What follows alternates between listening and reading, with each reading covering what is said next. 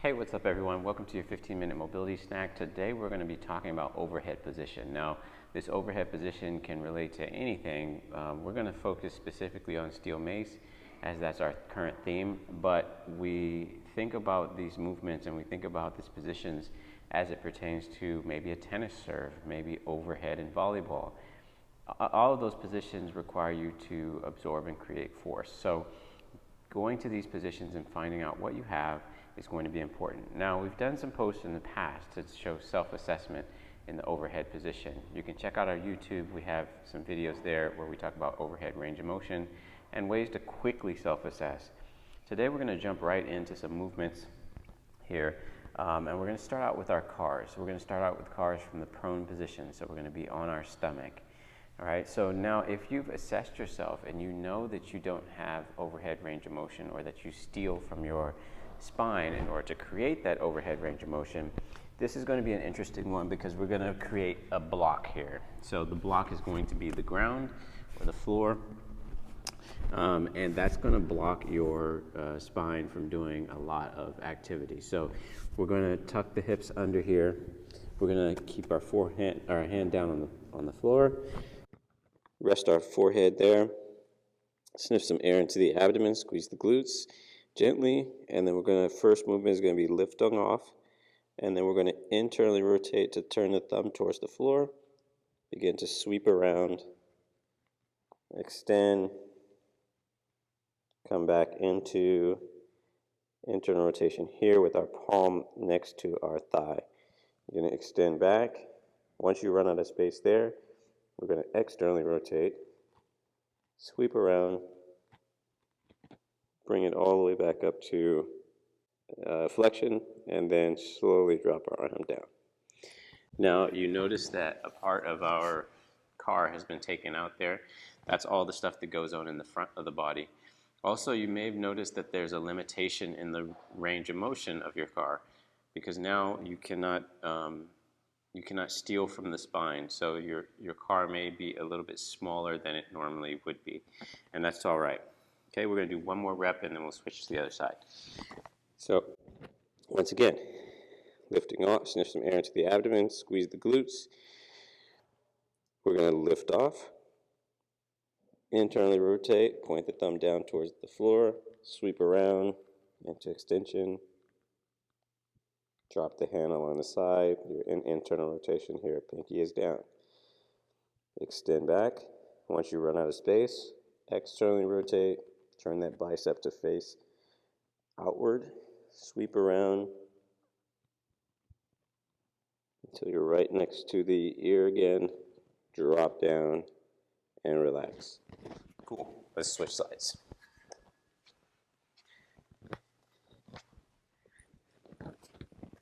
So, palm down,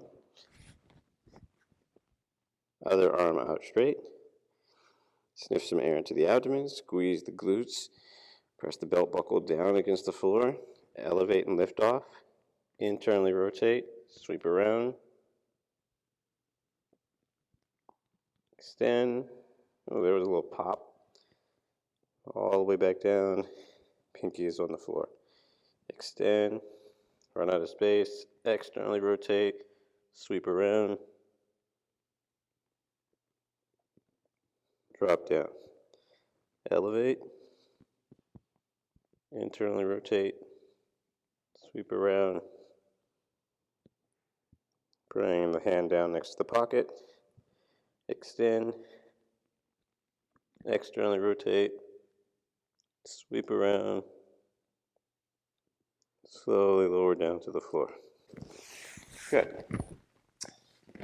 All right, so now that you've done the cars from there, it's time to do a little bit of work from this position. So we're going to do a little bit of lift-offs and then some work in those end ranges. Actually, so we're going to start out with moving into a position that we can target our overhead range of motion. Now, if you haven't worked internal and external rotation, that would be the places which we would probably start, depending on how we assessed you overall.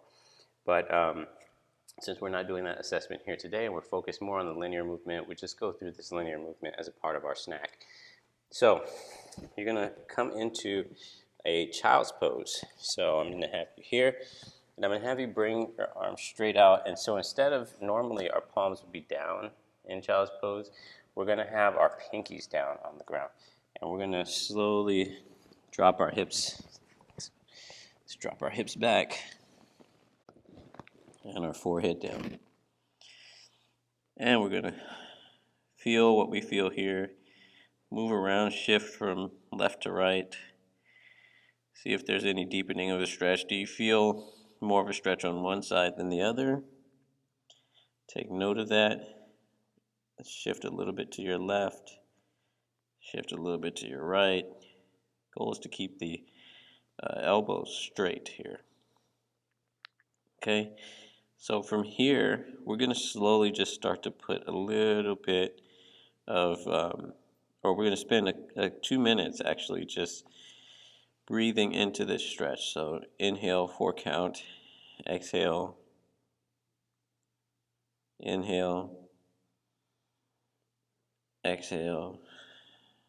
The importance of breathing and giving the nervous system an opportunity to relax, utilizing the breath in order to gain that passive stretch, get those tissues to spend time under tension.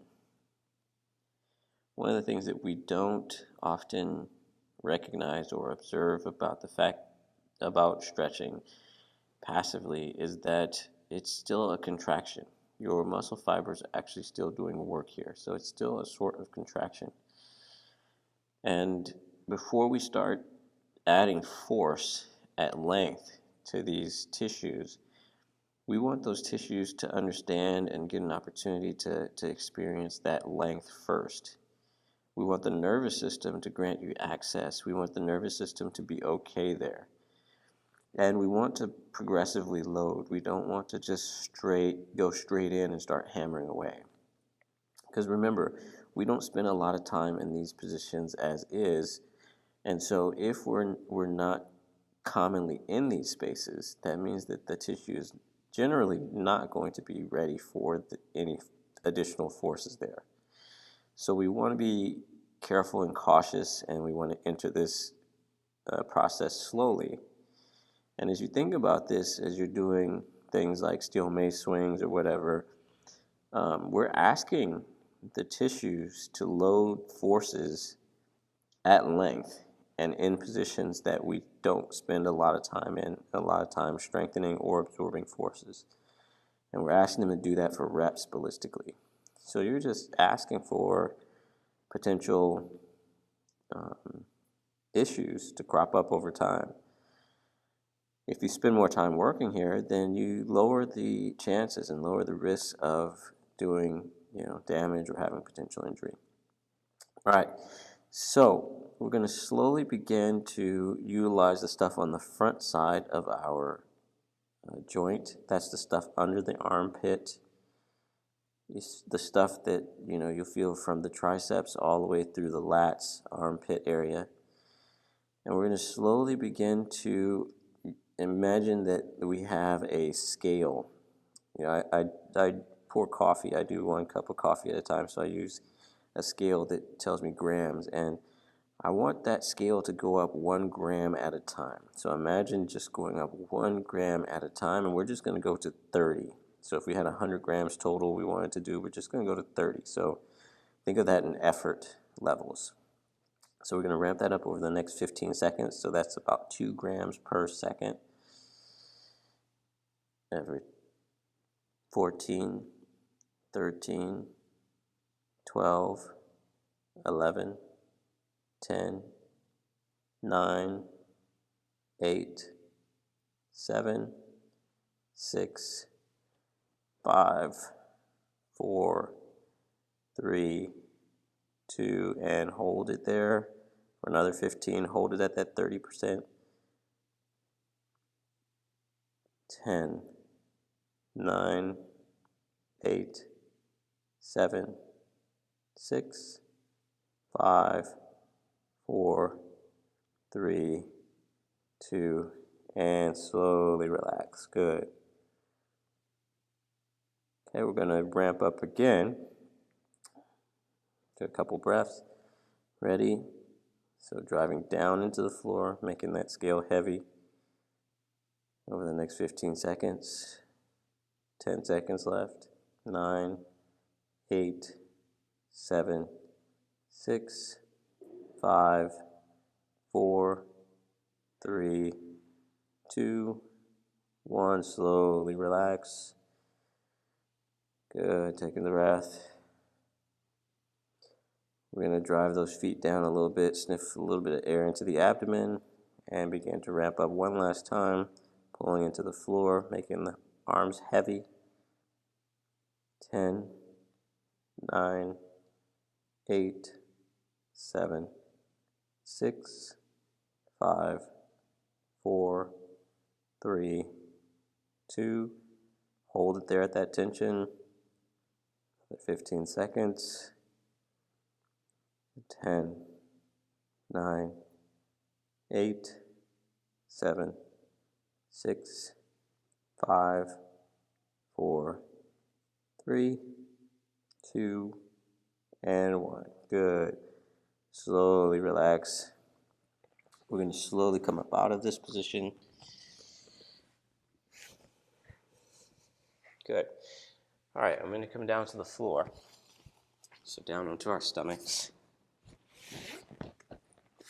And from here, we're just going to do some liftoff. So if you didn't have the overhead range of motion to begin with, you might not be able to lift off in the first place. But if you had significant or a good amount of the overhead range of motion, you should be able to get this.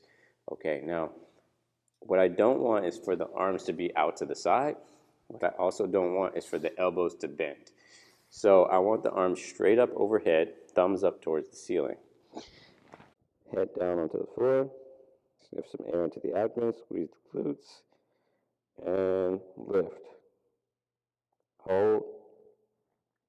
4, 3, 2, 1. Relax, slowly parachute back down. Good, here we go again. Drive the tops of the feet down into the ground, squeeze the glutes, sniff some air into the abdomen, lift, hold.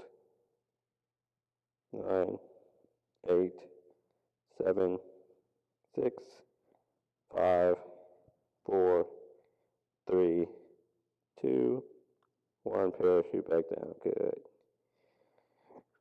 Here we go. Last time. Drive the tops of the feet down to the floor. Press the quads down. Squeeze the glutes. Sniff some air into the abdomen and lift. 8, 7, 6, 5, 4, 3, 2, and parachute back down. Good. All right. So from here, what I want to do is add a little bit of layer of complexity. So we're going to do a lift, and then we're going to do an elbow hinge. So that means we're going to lift the arms up, and then we're going to do elbow hinges. Okay? So same position. Chest is down, head is down on the floor. You're going to lift up, elbow hinge, extend, elbow hinge, extend, elbow hinge. Keep that air in the abdomen and hinge. Squeeze the glutes, elbow hinge. Last one. Good, and we'll go down. All right. That's your 15-minute mobility snack for today. Remember, that's not the only thing that you need to do. Different inputs are going to provide you different lines of force into your tissue. So working a variety of angles, variety of directions. If you think about all the things that we do as athletes, whether you swing a mace or whether you are throwing a pitch or whether you are taking a serve, you're never using the same exact pattern twice. And so being able to control yourself in varying ranges, finding those areas where you feel a little bit of weakness and and going in those spaces and trying to make where those areas that are weak strong is going to benefit you in the long run.